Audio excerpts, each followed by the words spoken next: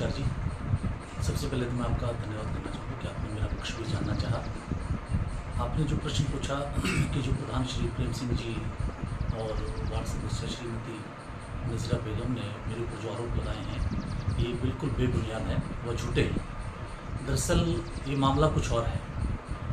मामला ये है कि मनरेगा के कुछ 3-4 कार्यों के कुछ बिल थे जिनका कि सीमेंट बुक किया जाना था। तो उसके साथ क्या हुआ कि प्रधान जी ने मनरेगा के सीमेंट के बिलों के साथ ही मटेरियल के बिल भी एडवांस में ही बुक करा दिए और मेरे ऊपर प्रेशर बनाने लगे कि आप इन पर साइन करो। तो मैंने कहा कि भाई जो अभी जिन कामों का अभी सीमेंट भी बुक नहीं हुआ है और पता नहीं कब पेमेंट होती है, क्योंकि मनरेगा में काफ़ी लेट पेमेंट आती है, थोड़ा कई बार इशू रहता है पेमेंट्स का। तो इसलिए पहले इसमें जो नियमानुसार है, जो मनरेगा गाइडलाइन है उसके अनुसार केवल जो है सीमेंट के ही एडवांस बिल की पेमेंट हो सकती है। जो अन्य सामग्री के बिल हैं वो उसके बाद की बात है, जब सीमेंट की पेमेंट हो जाएगी और सीमेंट पंचायत में आ जाएगा और स्टॉक में एंट्री हो जाएगी। तो लेकिन वो नहीं माने, उन्होंने GRS से वो बिल चढ़वा लिया और मेरे ऊपर दबाव बनाने लगे कि नहीं आप साइन करो, मुझे पेमेंट करानी है। तो उसके लिए मैंने मना कर दिया और मैंने कहा कि मैं इसके बारे में खंड विकास अधिकारी से क्लेरिफिकेशन हुआ कि क्या हम एडवांस में सीमेंट के साथ ही मटेरियल आदि के बिल भी चढ़ा सकते हैं क्या। तो मैंने उसमें 30 जून को चिट्ठी लिखी थी BDO साहब को, जिस बारे में BDO साहब ने मीटिंग में भी डिस्कस किया था, जो मासिक बैठक होती है। और उसके बाद क्योंकि मनरेगा गाइडलाइंस के बिल्कुल विपरीत था जो ये काम करवाना चाह रहे थे, तो जो कि लगभग 6-7 लाख के बिल हैं जिनको पारित करवाना चाह रहे थे, तो BDO साहब ने इस बारे में एक शोकॉज नोटिस GRS को दिया था। उनकी एक्सप्लेनेशन कॉल की थी कि आपने ये ऐसा क्यों किया, फिर उनको वार्निंग दी है क्या है, अब ये बाकी जांच का विषय है। और उसके बाद उन्होंने GRS को ऑर्डर किया कि आप जो है जो बिल मनरेगा वेबसाइट पे चढ़ाए हैं आप इनको डिलीट कर दो।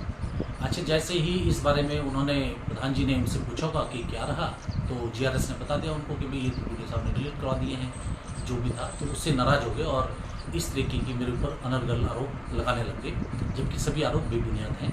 इससे पहले कोई जनता की कोई शिकायत हो तो वो बताई जाए, कोई जांच हो। अभी पीछे जो इन्होंने मीडिया में दिया कि कई तरह के आरोप लगाए, तो ये जांच का विषय है। और हम चाहते हैं कि इसके साथ साथ जो ये बिल थे, मैं तो बाकी खंड विकास अधिकारी साहब अपने स्तर पे भी कुछ करेंगे, बाकी मैं उनसे भी रिक्वेस्ट करूँगा कि आप इसमें एक टीम बनाएं ब्लॉक लेवल पे और BDO साहब की अध्यक्षता में ही, और वो जो ये फर्जी बिल हैं ये कैसे तैयार हुए हैं इनकी जांच की जाए। बस मैं इतना ही कहना चाहूँगा। बाकी विभाग का काम है वो क्या करता है क्या नहीं करता, क्योंकि मनरेगा के जो दिशा निर्देश, मनरेगा खुद में एक अधिनियम है, इसके दिशा निर्देशों का उल्लंघन बिल्कुल नहीं हो सकता। ये केंद्र सरकार की प्रायोजित स्कीम है, इसलिए इसमें किसी भी तरह की कोई भी कोताही बर्दाश्त नहीं की जा सकती है। बाकी आप आज तक मेरी 17 साल की सर्विस होगी, मैंने ना तो कभी किसी के साथ बदतमीजी की है और ना ही कुछ मैंने किसी के साथ अभद्र व्यवहार किया है। ये सिर्फ ये प्रायोजित है एक, और ये सारा जो जितना भी जो ये मामला है सारा प्रधान जी के द्वारा ही बनाया जाता है। पौंटा गए थे, लोगों को बुला के ले गए थे यहाँ से कि भाई आप चलो तुम्हारे में ये काम करूँगा। पता नहीं अब किस बात की मेरे से खुंदक निकाल रहे हैं, जबकि